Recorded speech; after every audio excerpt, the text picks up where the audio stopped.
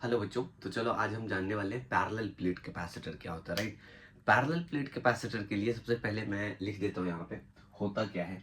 देखो हमारे पास एक प्लेट है ए, यहाँ पे देखो एक प्लेट है। ये जो प्लेट है ये पॉजिटिव चार्ज है और ये कुछ आपका नेगेटिव चार्ज है ऐसा सा। तो देखो parallel plate capacitor consist of two parallel plane plates, है ना, consisting of two plane parallel plates हमारे पास देख रहे हो। एक ये प्लेट हो गया, एक ये प्लेट हो गया, ये सुनो। इसके बीच का जो सेपरेशन होगा वो डी है। Separation is D and area, थोड़ा गंदा है डायग्राम, डायग्राम थोड़ा सा सही से बनेगा, हाँ ठीक है। अब जरा ध्यान दो। A parallel plate capacitor consist of two large plane parallel conducting plates, ठीक है। टू कंडक्टिंग प्लेट से बना होगा, are separated with small distance या विद डिस्टेंस डी बोलोगे, ठीक है, विद डिस्टेंस डी। इसका जो एरिया होगा वो ए है, इसका भी एरिया ए होगा, ठीक है। और इस पे चार्ज डेंसिटी सिग्मा है। चार्ज डेंसिटी क्या है? सिग्मा है। तो मैं लिख देता हूं parallel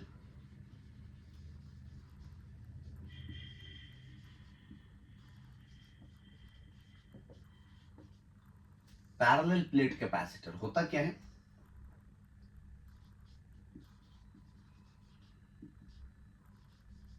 consists of two large plane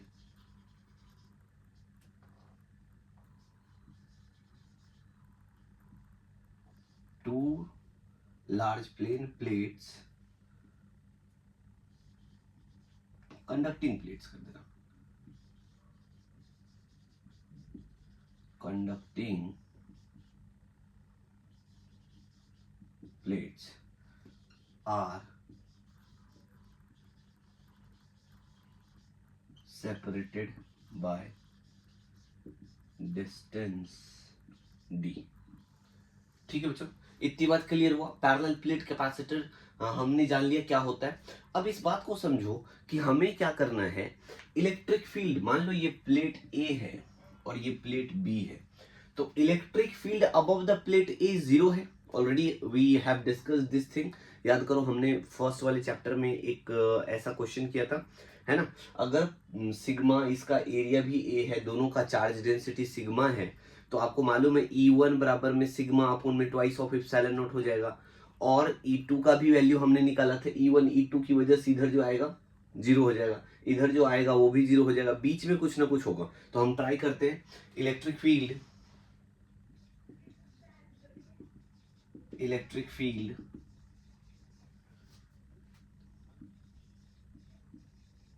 above plate 1, तो E equals to sigma upon में twice of epsilon naught minus में सिग्मा अपोन में twice of epsilon naught, zero हो जाएगा। पहला कहानी। अरे अबव द प्लेट 1 की बात कर रहे हैं, इलेक्ट्रिक फील्ड जीरो हो जाएगा, याद करो ना, ये चीजें बताया है ना। तो अब दूसरा कहानी अगर मैं बताऊं, electric field below the plate 2, तो इस कहानी में E बराबर क्या हो जाएगा? सेम चीज है, ये भी जीरो हो जाएगा। दूसरी बात भी खत्म। क्लियर हुआ? समझ में आया इतनी बात? अब तीसरी बात जरा समझना। यहाँ पे मैं तीसरी बात लिखूंगा क्या? Electric field between plate 1 and 2, 1 and 2, तो E equals to sigma upon में twice of epsilon naught plus में सिग्मा अपोन में ट्वाइस ऑफ एप्सिलॉन नॉट। दोनों को ऐड कर दो, एलसीएम ले लो। 2 सिग्मा आ जाएगा एलसीएम, सॉरी 2 एप्सिलॉन नॉट आ जाएगा एलसीएम। तो 2 एप्सिलॉन नॉट एलसीएम आ गया और ट्वाइस ऑफ सिग्मा हो जाएगा। 2 खत्म हो गया। इलेक्ट्रिक फील्ड का वैल्यू क्या आ गया भाई? क्लियर है? इलेक्ट्रिक फील्ड तक समझ में आया? छाप लो इतनी बात। क्लियर है? इरेज करो, पक्का इरेज कर दो बच्चों। तो अब एक बार बताओ मुझे, लिख लिया इतनी बात? ठीक है जी। अब देखो आगे की कहानी क्या हो रहा है।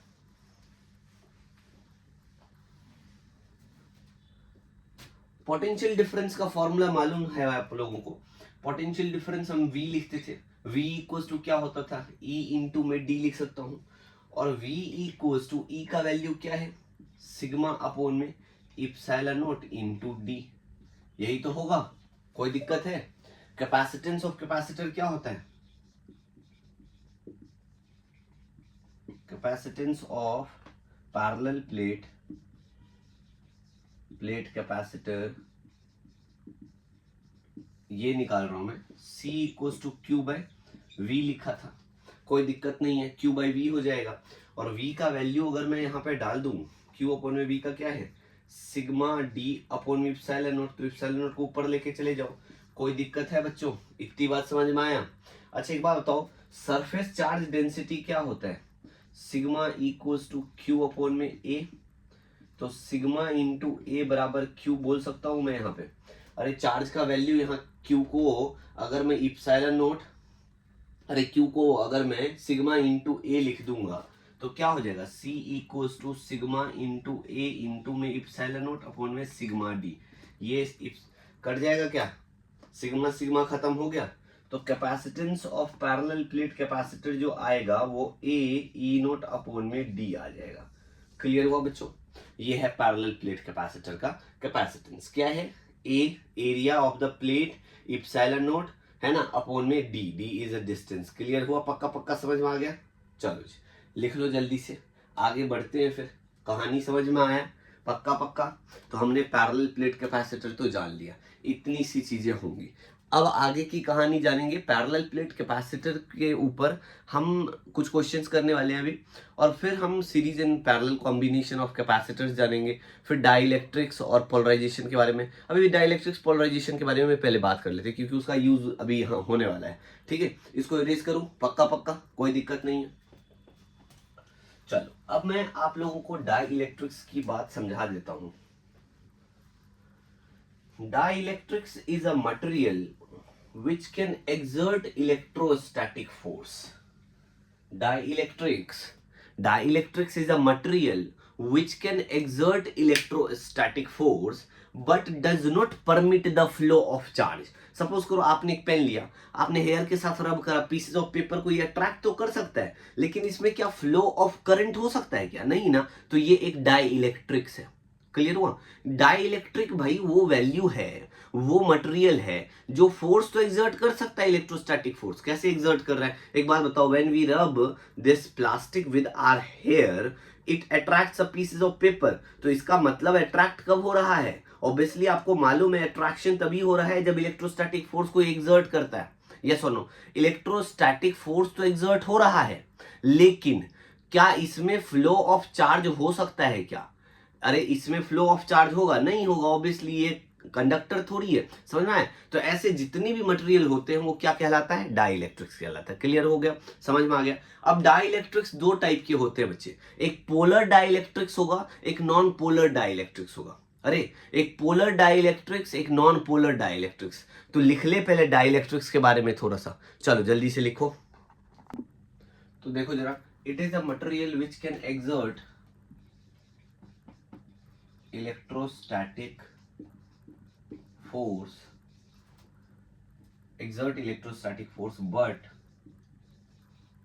does not permits the flow of charge। ठीक है बच्चों, ये चीजें याद रखना। डाइलेक्ट्रिक्स दो टाइप के होते हैं, डाइलेक्ट्रिक्स दो टाइप के होंगे, क्या क्या? एक होगा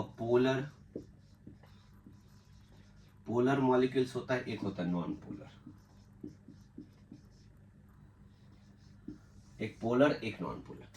पोलर और नॉन पोलर की जब भी बात करेंगे तो पहले हम नॉन पोलर को समझ लेते हैं। नॉन पोलर में क्या होगा, जब एक का पॉजिटिव एक का नेगेटिव चार्ज को इनसाइड कर जाएगा। नॉन पोलर मॉलिक्यूल्स के लिए आपको याद रखना है, whenever the centre of the positive charge, centre nucleus जो होगा ना पॉजिटिव चार्ज का, वो क्या हो जाएगा? चलो तो देखो जरा, नॉन पोलर मॉलिक्यूल्स क्या होगा? मैंने क्या बोला, जब हमारा किसी भी मॉलिक्यूल्स का centre of positive and negative charges are coincide, अगर एक दूसरे के ऊपर है तो वो सेपरेट नहीं हो रहा है, सेपरेशन नहीं है, सेपरेशन नहीं है तो वो नॉन पोलर कहलाएगा बच्चों। और नॉन पोलर मॉलिक्यूल्स में एक बात जरूर याद रखेंगे, जब भी मैं नॉन पोलर मॉलिक्यूल्स बोलूंगा तो उसमें परमानेंट डाइपोल एग्जिस्ट नहीं करता। क्या नहीं एग्जिस्ट करता? परमानेंट डाइपोल नहीं एग्जिस्ट करता। क्लियर है? ये बात समझ में आया? अच्छा, दूसरा इंपॉर्टेंट चीज, अगर मैं बोलूं एग्जाम्पल के तौर पे, जैसे ऑक्सीजन हो गया, जैसे हाइड्रोजन हो गया, ये सब एग्जाम्पल हो सकते हैं। whenever I am talking about polar molecules, तो याद रखना the centre of positive and negative charges are separated, उसमें सेपरेशन पॉसिबल है। तो पोलर मॉलिक्यूल्स सेपरेट हो जाता है, जैसे HCl, H+Cl- सेपरेशन हो गया, है ना। H2O लोगे तो आपको मालूम है H+OH- सेपरेशन हो गया। तो बच्चे ये जो होता है पोलर मॉलिक्यूल्स होता है, polar molecules has permanent dipole moment, permanent dipole moment होगा पोलर के पास, याद रखना। जैसे एग्जाम्पल में भी मैंने बता ही दिया, HCl ले लो, H2O ले लो, ये सब हो सकता है, ठीक है। अब आपको ये याद रखना है, पोलर और नॉन पोलर को, पहले तो ये लिख लो, ये लिख लो, ये बातें लिख लिया, पक्का पक्का। कहानी क्लियर है? इरेज कर दूं, आगे की कहानी जाने, आगे समझते हैं बच्चों। आगे की कहानी, डाइलेक्ट्रिक्स आपको समझ में आ गया अच्छे से। डाइलेक्ट्रिक्स क्या होता है? एक एक ऐसा मटेरियल जो फोर्स तो एक्सर्ट कर सकता है, electrostatic force, but does not permit the flow of charge, ठीक है। तो इरेज करता हूं, आगे की कहानी जरा समझो।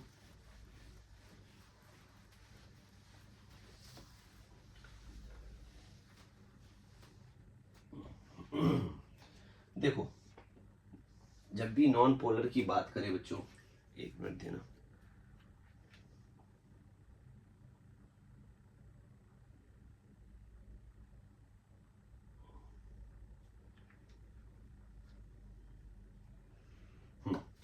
जब भी मैं नॉन पोलर मॉलिक्यूल की बात करूंगा तो आपको याद रखना है, मैंने क्या बोला था, centre of positive negative coincide करेगा, मतलब ऐसा कुछ रहेगा। कैसा रहेगा?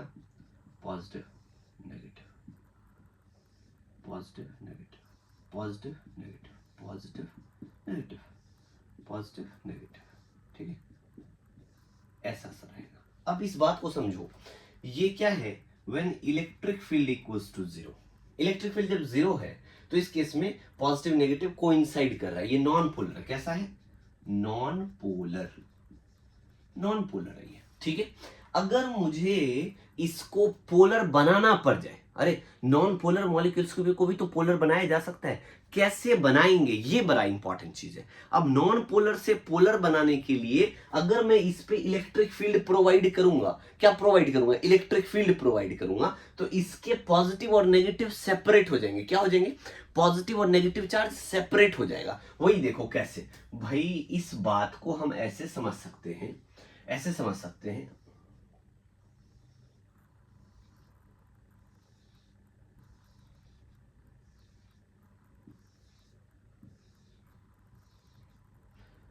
ये negative positive negative positive negative positive negative positive negative positive negative positive negative positive, कुछ ऐसा सा हम सेपरेशन करेंगे बच्चों। इस बात को याद रखना, ये कब पॉसिबल है, ये वाली चीजें कब पॉसिबल है? नॉन पोलर से हमने इसको पोलर बनाया, कैसे? When electric field does not equal to zero. That means whenever we provide some electric field on non-polar molecules, that can be possible कि उसको हम separate कर पाए, तो polar बनाया जा सकता है। If we will provide electric field in non-polar molecules, then it become polar. ठीक है, कैसे बनेगा समझ में आया? इलेक्ट्रिक फील्ड जब प्रोवाइड करोगे तो पॉजिटिव नेगेटिव जो कोइंसाइडेड है वो सेपरेशन हो जाएगा, नेगेटिव पॉजिटिव हो जाएगा, ठीक है। अच्छा, जो पोलर मॉलिक्यूल्स होते हैं वो होते तो हैं डाइपोल उसके पास, बट वो अलाइंड नहीं होता उसका चार्ज। जैसे देखो, डायरेक्शन ऑफ डाइपोल मालूम है ना, नेगेटिव से पॉजिटिव जाता है, याद करो। डाइपोल मोमेंट के लिए मैंने डायरेक्शन समझाया है ना, नेगेटिव टू पॉजिटिव जाएगा। अगर मैं वो बातें करूं तो एक बात का ख्याल और रखना बच्चे, पोलर मॉलिक्यूल्स में क्या होता है, सपोज करो ये हमारे पास पोलर मॉलिक्यूल्स का मैं बना रहा हूं, negative positive negative positive negative positive positive negative positive, या इसको ऐसे लिख लो, positive negative negative positive positive negative, कुछ ऐसा है। सेपरेशन नहीं है, एक डायरेक्शन नहीं है इसमें। ये पोलर मॉलिक्यूल्स है, क्या है? पोलर, पोलर मॉलिक्यूल्स है। एक बात बताओ, पहला कहानी था नॉन पोलर से पोलर बनाने का, अब इसमें देखो एक एक ना सेपरेशन नहीं है, डायरेक्शन नहीं है, तो अगर मैं इलेक्ट्रिक फील्ड इस पे भी प्रोवाइड करूं अलाइंड करने के लिए, तो क्या हो जाएगा, negative positive, negative positive, negative positive,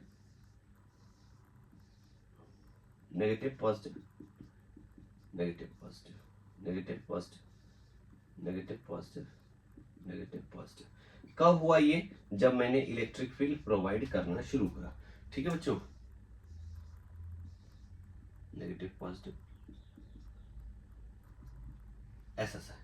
तो इसको मैंने क्या करा, अगर इलेक्ट्रिक फील्ड पोलर में प्रोवाइड कर दिया तो ये क्या होगा, इसका डायरेक्शन अलाइंड हो जाएगा। ये बात याद रखना, इतनी बात क्लियर है बच्चों, पक्का पक्का समझ में आ गया। अब जानेंगे पोलराइजेशन क्या होता है। तो याद करो, पोलराइजेशन का मतलब हुआ dipole moment per unit volume. Polarisation is defined as dipole moment per unit volume, मतलब dipole moment per unit volume कितना है उसको हम पोलराइजेशन बोलेंगे। ठीक है, पोलराइजेशन का यही मतलब होता है। अभी इतना लिख लो, ये बहुत इंपॉर्टेंट है, इस पे आपको कॉन्सेप्चुअल क्वेश्चंस बनता है कई बार। आपको समझ में आनी चाहिए ये बातें, तभी आप कर पाओगे। क्लियर है, समझ में आया, आगे बढ़े, पक्का आगे बढ़ जाए। चलो जी, तो पोलराइजेशन लिख रहा हूं, क्या है polarisation, the dipole moment per unit volume, per unit volume. इसको पी से डिनोट करते हैं बच्चों, किससे डिनोट करते हैं, पी से डिनोट करते हैं। पी जो होता है डायरेक्टली प्रोपोर्शनल होता है इलेक्ट्रिक फील्ड के, पोलराइजेशन इलेक्ट्रिक फील्ड के डायरेक्टली प्रोपोर्शनल होता है। तो P equals to susceptibility into में इलेक्ट्रिक फील्ड, आप ऐसा भी लिख सकते हो। अब इसके बारे में जरा समझो, क्या मैंने लिखा है इसके बारे में जरा समझ। तो ये हमने देख लिया, P जो होता है डायरेक्टली प्रोपोर्शनल इलेक्ट्रिक फील्ड के, मतलब जब भी मैं पोलराइजेशन की बात करूंगा तो पोलराइजेशन मतलब dipole moment per unit volume होता है, और डाइपोल मोमेंट उतना ज्यादा बनाया जा सकता है जब इलेक्ट्रिक फील्ड आप क्या कर रहे हो, इलेक्ट्रिक फील्ड मतलब इलेक्ट्रिक फील्ड को जब आप जीरो नहीं रख रहे हो, मतलब कुछ ना कुछ प्रोवाइड करोगे इलेक्ट्रिक फील्ड, तभी डाइपोल मोमेंट हो रहा है। तो डाइपोल मोमेंट के लिए हमें याद रखना, डायरेक्टली प्रोपोर्शनल है तो प्रोपोर्शनलिटी आ जाएगा, तो सस्केप्टिबिलिटी लग जाएगा। तो यहाँ जो है, ये जो लिखा है मैंने, सस्केप्टिबिलिटी ऑफ डाइलेक्ट्रिक मटेरियल होता है। ठीक है, ये जो लिखा है मैंने सस्केप्टिबिलिटी ऑफ डाइलेक्ट्रिक मटेरियल, ये सस्केप्टिबिलिटी कहलाता है बच्चों, याद रखना। ठीक है, क्लियर है, इतनी बात समझ में आ गया, पक्का पक्का समझ में आ गया। आगे बढ़े, आगे बढ़ते हैं, हम जानेंगे डाई इलेक्ट्रिक जब इंसर्ट किया जाएगा किसी भी पैरेलल प्लेट कैपेसिटर में तो क्या होगा। जब आप डाई इलेक्ट्रिक को इंसर्ट करोगे एक पैरेलल प्लेट कैपेसिटर में तो उस पर क्या फैक्टर अफेक्ट करता है उसके बारे में जानेंगे। ठीक है, इतनी बात क्लियर है। तो effect of dielectric on capacitance, हम ये बारे में इसके बारे में बात करने वाले। बट एक इंटरेस्टिंग स्टोरी बताऊं मैं, एक पैरेलल प्लेट कैपेसिटर जो आप बना रहे होते हो, समझने जरा, एक पैरेलल प्लेट कैपेसिटर बनाना है हमें 1 फैराड का, कितना 1 फैराड। अगर 1 फैराड का कैपेसिटर हमें बनाना है और प्लेट के बीच का सेपरेशन मान लो 1 सेंटीमीटर, क्या बनाना है, हमने बोला कि अगर आप, एक इंटरेस्टिंग बात बताऊं आपको, 1 फैराड का कैपेसिटर बनाना है जिसका सेपरेशन बिटवीन प्लेट 1 सेंटीमीटर होना चाहिए, तो एरिया क्या आ जाएगा मालूम है, आपने C इक्वल्स टू क्या लिखा, E नोट A अपॉन में D लिखा क्या, यस और नो, यही लिखा था ना फॉर्मूला। अब एक बार बताओ, अगर मुझे एरिया निकालना है तो C इंटू में D अपॉन में इप्सिलॉन नोट करूंगा, यस और नो। अगर मैं एरिया निकालूं प्लेट का तो C तो 1 फैराडे है, एक बार बताओ 10 की पावर -2 मीटर अपॉन में 10 की पावर -12, ऐसा लिखूंगा, यस और नो। अब इसको ऊपर लेके जाओ आप, जब सॉल्व करोगे तो A must be equals to 1 into 10 की पावर -2 इंटू में 10 की पावर 12 अपॉन में 8.85, कुछ ऐसा आएगा। सोचो, अगर सिर्फ 1 फैराड कैपेसिटेंस के लिए पैरेलल प्लेट बनाना है तो एरिया ऑफ प्लेट जो होगा ना वो अप्रोक्सीमेटली इक्वल टू 30 किलोमीटर होना चाहिए। क्या बोल रहा हूं मैं, 30 किलोमीटर का होना चाहिए बच्चों।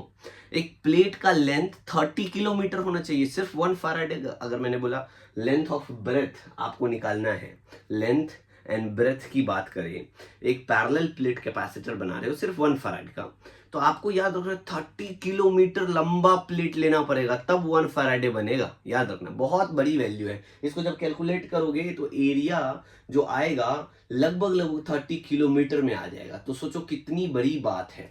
ठीक है, 1 फैराडे का आपको कैपेसिटर बनाना है तो 30, क्या बोल रहा हूँ, लेंथ और ब्रेथ होना चाहिए। तो एरिया तो सोच लो कितना ही हो गया, लेंथ इंटू ब्रेथ बराबर एरिया ऑफ प्लेट होगा ना। तो ये बड़ा इंटरेस्टिंग स्टोरी था, इसको याद रखना। अभी इफेक्ट ऑफ डाइलेक्ट्रिक्स के बारे में जानेंगे। तो आज के लिए इतना ही, फिर अगली क्लास में करते हैं डाइलेक्ट्रिक्स के बारे में, इफेक्ट ऑफ डाइलेक्ट्रिक्स अगली क्लास में जाना। थैंक यू बच्चों, थैंक यू।